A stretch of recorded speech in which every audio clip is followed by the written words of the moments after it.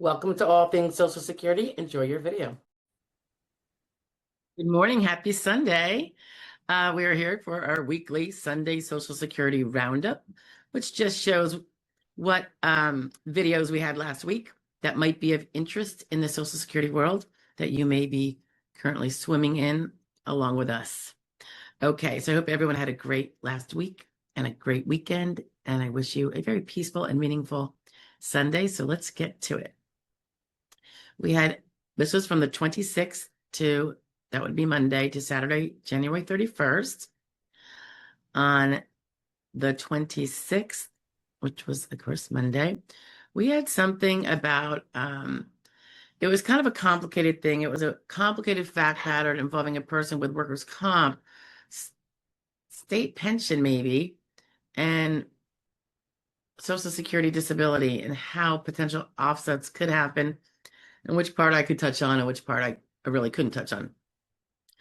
It was kind of interesting, and it was also about the age of retirement and whether the SSD, whether there would be an offset or it would switch, would SSD switch. And I tried to explain the SSD would just keep going right up to retirement, even though workers' comp may have different rules. So it was kind of complicated considering I don't do workers' comp. Complicated for me, not for a workers' comp attorney. So anyway, it was just a little help for someone who was referred to me for that help by a colleague. So I just put out what limited stuff I could. On Tuesday, the 27th, the question was, can a claimant postpone an ALJ hearing? And it wasn't, it was a question by a person. And we kind of go over that a little bit about when you might be able to, how you should do it, all that kind of stuff.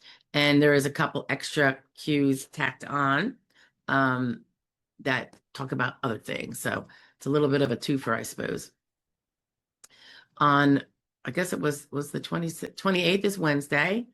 This one was about absenteeism and things you can do to perhaps point it out, get it in the record, and whether an ALJ has a duty to address your concerns about your perhaps poor absenteeism likelihood. On Thursday, the 29th, we had the replay of the live stream from Wednesday, the day before. So on Wednesdays, we have our 12 p.m.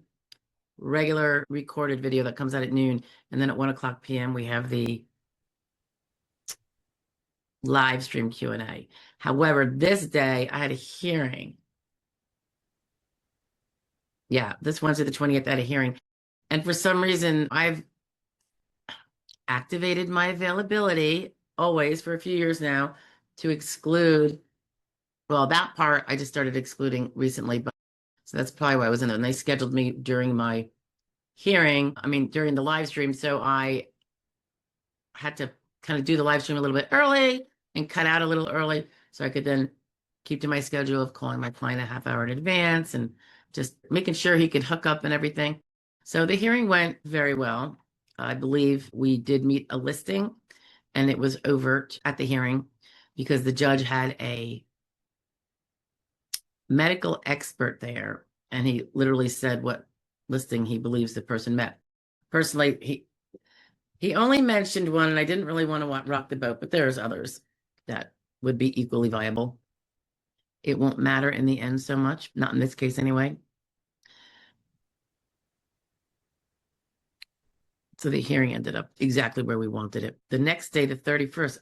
Oh yeah, sorry. So on Friday, I didn't have my Friday fraud law review. I'm very sorry. And I apologize to my veterans out there because it is also my Red Friday. Warm wishes to them.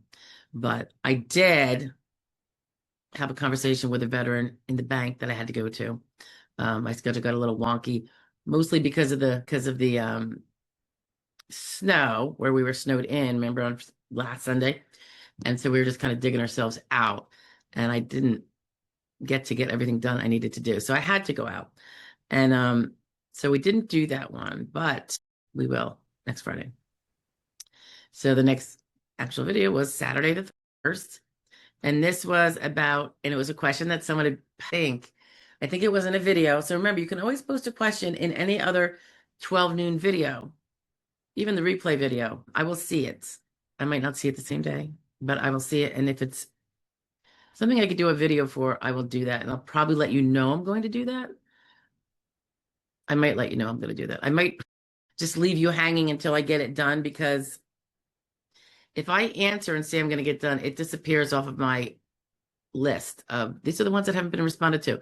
And that's where it's best for me to leave the ones I'm going to do a video on. So then when I get the video done, I post the link. I usually do it, I leave it unlisted just for that person and whoever happens to be reading in there. And I get it scheduled for a later date, in which case it becomes public. I think it actually goes to members first while it's waiting to go public. But I just give the unlisted view for the person who asked it maybe a day or two. I figure they'll get notice. If they're interested, they're going to come back and see their video. All right. So then, yeah, Saturday, yesterday. And that was about the discovery process in SSD and SSI cases. It was a pretty cool question because we don't often see that word in this field, even though there is definitely discovery. But I used to do state court litigation, and discovery was everything. So it was just kind of interesting to see that word. So I tried to explain the very big differences. The discovery process in SSD versus SSD and SSI are the same, but they're very different from any of your state court arenas that you're probably used to, what you see on TV, all that. None of that applies in the same way here. Thank goodness, or else nobody would be able to afford to litigate their SSD case. It would be unaffordable for disabled people, except for the extremely wealthy. All right, so that's it, kids. That was our week. Hope to see you guys next week. See you next Wednesday. I'm gonna have to take a look at any hearings coming up to see if, because it's true that because we do them 5 months in advance, I only started carving out the Wednesdays 1 to 3 for the live streams from my availability for the ALJ hearings. Maybe it was just a few months ago, so I'll have to cut them a break. But obviously I showed up because you can't exactly say no. All right, guys, have a great week. Be safe, stay warm. Curious to see if anybody got a lot of snow. I know some of my southern friends got such terrific cold and ice and loss of power, and I'm hoping and praying that everybody's got their power back on, because I think that could really wipe out morale really fast if you're cold, if you're in the dark, and if you can't afford to like split and go to a hotel, or maybe you have a bunch of critters. I don't know. Maybe you have to just live in your car where you can like keep filling up the tank and running the heat. I don't know, but kind of gives me incentive to make sure our generator works. All right. Stay safe, guys. God bless. It's still Sunday. Did you miss last week's Social Security roundup? Not this week that you just heard, but the one prior to that, and want to catch up? I'm attaching it now. Have a great day. Bye. Good morning. Happy Sunday. It is the 25th of January. Unbelievable. 2026. All right. So this is a little Sunday Social Security roundup for last week. It's been a little helter-skelter around here lately, but let's get to it. On Monday, that would be January 19th, it was a tip about when you're doing your application, and there is a series of questions with regard to when you stopped work, why? Were you really unable to work before then? Blah, blah, blah. And it gets really confusing, and people have a lot of questions about it always. So I give you some tips there on how we look at those different pieces of information and decide how they're going to be answered most accurately, and to get the case moving forward in a way that doesn't waste extra time. Sometimes if it's answered in a certain way that is never going to harm you or hurt you or your onset, it will create the need for additional documentation until they can clear up that it wouldn't help you or harm you. So we try to avoid that by being super clear, picking certain dates. Anything that's needing of an explanation would just go in remarks. But that one was called, if I could find it, application tip, how to answer A, when work stopped, B, when unable to work, C, when you last worked. All three different interesting ways of what seems to be the same question, but really is not. 19th. On 20th. Oh, another tip. This is when you're appealing, or whether to appeal, when you want to appeal, consider appealing. If the SSA ignores an SSI claimant's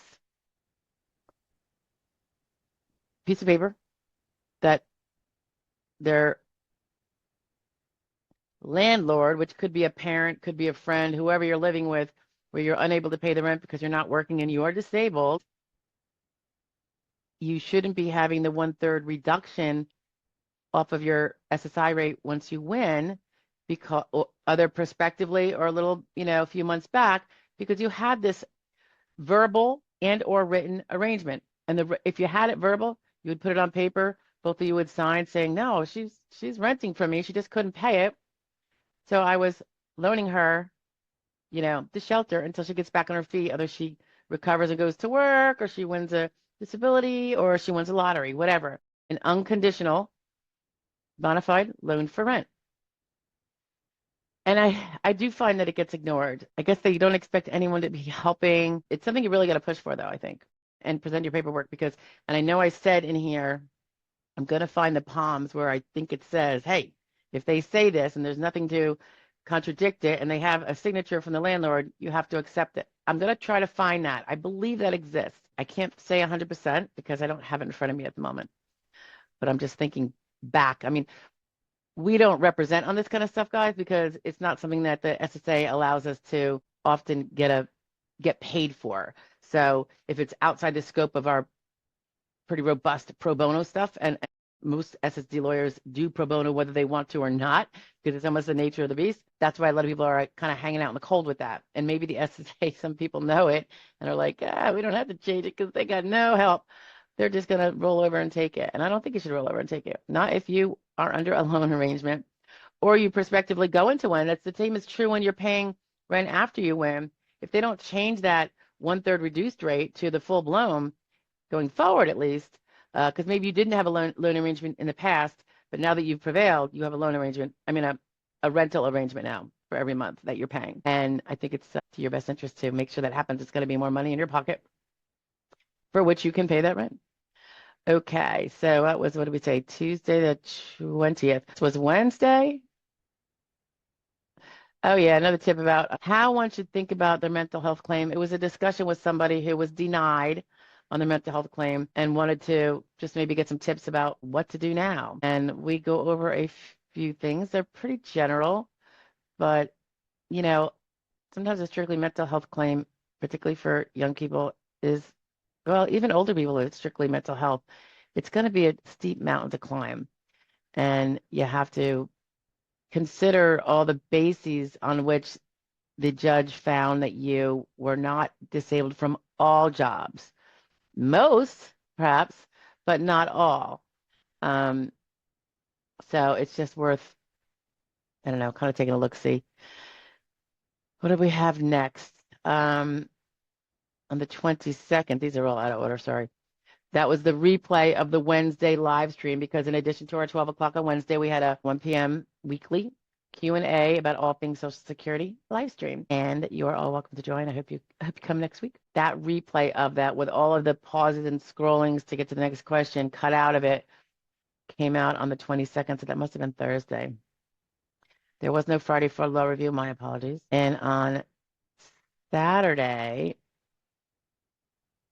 this is for people who are retiring and you have a disabled adult child that you could prove was disabled before age 22. Maybe they've even been on SSI that whole time. Either way, a lot of times retired people forget to file for DAC for their child when they retire, when they start collecting retirement. And there was an instance here where it had been several years, and I think the person wanted to know if it could go. I don't think they asked about it going retro. I think the question was, can we file now? And of course, yeah, you're collecting.